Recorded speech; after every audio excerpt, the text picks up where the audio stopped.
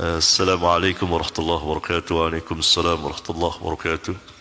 Afwan Ustaz, ana izin bertanya sebagai seorang pemuda dengan keadaan zaman yang modern ini, apakah ada bagi kita peluang untuk menjadi seorang yang muttaqin di dalam hal ilmu dan amal? Karena dengan keadaan zaman yang seperti ini cukup sulit untuk bisa istiqomah.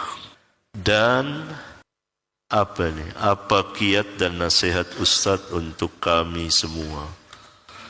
Ini pemuda yang putus asa nih.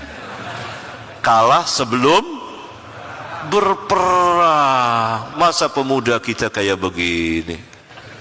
Jangan dong, pakai dong nih. Jangan. Berperang berani, jihad. Antum. Jihad yang besar melawan hawa nafsu di zaman ini.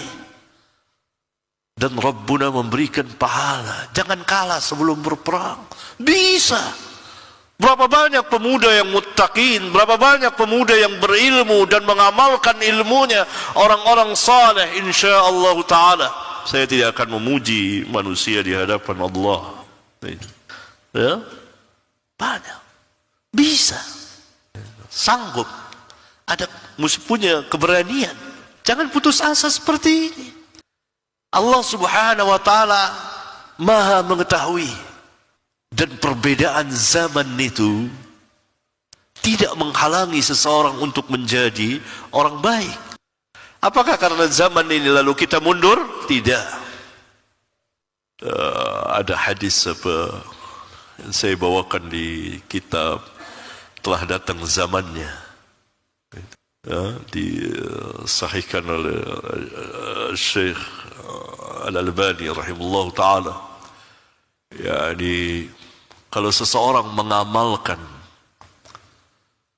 ajaran Islam, meninggalkan ajaran Islam 1/10 kalau tidak salah, 1/10 saja pada zaman dahulu saat itu, pada zaman Nabi, maka dia bisa binasa. Tapi pada zaman ini akan datang satu zaman, kata Nabi, kalau seorang mengamalkan 1/10 maka dia akan selamat.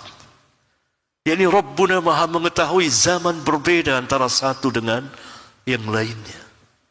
Jangan pernah putus asa. Karena putus asa jalan bagi orang-orang kufar. Kita dilarang putus asa. Karena putus asa membahayakan dan melemahkan kita. Antum ingat kisah yang membunuh 99 orang.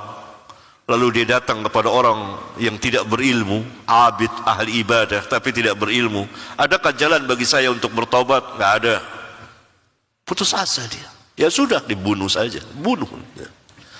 Lalu orang tunjuki kepada ahli ilmu. Ahli ilmu bilang apa? Tidak ada yang menghalangimu untuk bertobat kepada Allah. Tapi tinggalkan kotaknya atau kampungnya yang penuh dengan maksiat, pindah tempat lain. Gitu. Sampai di tengah jalan dia wafat. Berselisih malaikat azab dan malaikat rahmat. Nah itu malaikat saja berselisih. Berselisih. Malaikat azab bilang dia berhak mengambilnya. Malaikat rahmat bilang dia berhak mengambilnya. Masing-masing ada hujjahnya. Antum bisa baca hadis yang panjang dan menarik dan di dalamnya penuh dengan pelajaran. Intinya di situ, seseorang jangan berputus asa dan jangan membuat orang putus asa. Apalagi pemuda. Ini pemuda nih. Pemuda. Antum tidak baca hadis Nabi. Ingat hadis Nabi. 7 golongan yang akan dinaungi oleh Allah pada hari yang tidak ada naungan dan matahari didekatkan hanya 1 mil. Orang banjir keringat. Salah satunya apa? Wasyabun nasha'a fi ibadatillahi ta'ala. Salah satu dari 7 golongan itu pemuda. Nasha'a, lafaz nasha'a itu menunjukkan bahwa ia tumbuh dalam kepemudaannya itu ketika dia balik dan terus sampai kira-kira umur 30-an. Ada yang mengatakan pemuda sampai umur 40. dalam beribadah kepada Allah. Nabi SAW sabdakan di segala zaman, termasuk zaman ini. Itu umum. Jadilah pemuda yang seperti itu. Dan banyak hadis tentang pemuda. Antum tidak ingat kisah Ashabul Kahfi?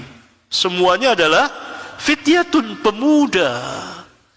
Berarti umurnya bisa 20-an, bisa belasan dari balik, bisa 30-an. Pemuda.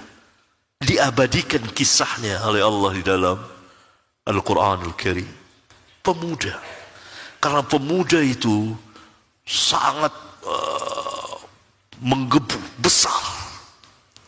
Berbeda dengan orang-orang tua yang sudah berkarat dengan keyakinan-keyakinannya. Oleh karena itu pemuda-pemuda kufar Quraisy itu beriman. Sisa orang-orang tuanya 1-2. Nabi Musa, Yusha bin Nun, pemuda. Nabi Muhammad SAW dikelilingi pemuda. Nabi Isa dikelilingi pemuda. Al-Hawariyun, semuanya pemuda. Jadi pemuda harus mempunyai jiwa yang besar. Dahulu yang ngaji kepada kita, pada saya, anak-anak muda. Orang tua 1-2. Anak-anak muda, penuh semangat. Di zaman ini, beberapa puluh tahun yang lalu, anak-anak muda, umur belasan, bahkan ada yang sebelum jadi pemuda, umur 20-an, anak SMP, anak SMA, semangat, semangat, semangat. Pemuda tergantung di mana dia duduk dan kepada siapa. Kalau dia duduk bersama ahlus sunnah, maka dia saf pertama yang membela sunnah. Kalau dia duduk bersama ahli bid'ah, maka dia saf pertama yang membela bid'ah. Karena membaranya dan semangatnya dan kekuatannya. Itu pemuda.